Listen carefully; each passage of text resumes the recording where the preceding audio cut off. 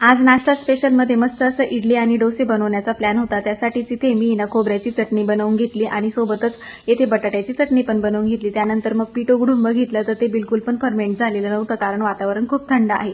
मग ते सर्व बाजूला ठेवून घेतलं आणि सरळ स्वयंपाकच बनवायला घेतला. मग मटकीची उसळ बनवून घेतली.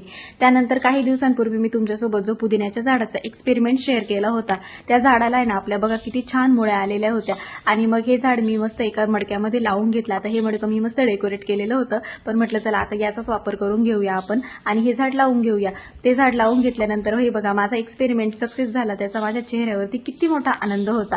त्यानंतर आहे ना संध्याकाळच्या वेळेला कृषू इथे लस्सी पीत होता. आता पीठ कमी होता आणि सांडवतच जास्त होता अंगावरती, पण मग खरं सांगायचं तर त्याला दही वगैरे हे ना खूप आवडतं आणि दुधाचे पदार्थ जर आपण मुलांना दिले ना तर ते खरंच खूप चांगलं असतं. त्यामुळे नक्की दिले पाहिजे आणि मी खूप लकी या बाबतीत की माझ्या बाळाला दूध पण खूप आवडतं आणि स्पेशली त्याला दही खूप जास्त आवडतं. कारण काही मुलं आहे ना नाक तोंड मोडता कारण दही आंबट असतं, पण तसं त्याचं बिलकुल पण नाही. तो खूप आवडीने ते दही वगैरे असं काही खात असतो. आणि ते सर्व झाल्यानंतर बघा त्याचे कपडे एवढे खराब झाले होते, दुसरा श्रीकृष्णच तयार झालेला होता.